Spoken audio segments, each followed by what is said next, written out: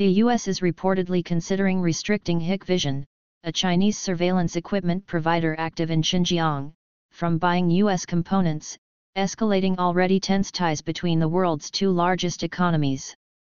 According to the New York Times, the U.S. Commerce Department is considering placing Hikvision on a trade blacklist that would require U.S. companies to obtain government approval before supplying it with components. The report sent the company's shares down, even as Hikvision said it had received no notice of the potential blacklisting and that its operations in Xinjiang had never been inappropriate. China has come under increasing international scrutiny over mounting evidence of the mass surveillance and detentions of millions of members of a Muslim minority in Xinjiang. Adding Hikvision to the blacklist would add to tensions between the US and China, which have been locked in a tariff war for most of the last year. It also raises concerns that the world's two largest economies are on the edge of a full-blown tech Cold War as the US moves to restrict Chinese technology.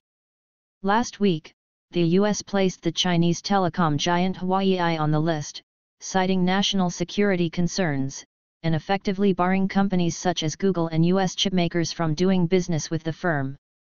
According to the New York Times, officials could make a decision about Hikvision within the next few weeks. Shares in the company, one of the world's largest providers of audio and visual surveillance equipment, opened 10% lower on Wednesday following the report. Shares recovered and were down 6.12% by the afternoon. The company said on Wednesday it had not been subjected to any investigation by a government or human rights organization over so-called Hikvision Xinjiang human rights issues. The company told the state-run Global Times, "Hikvision is a product supplier.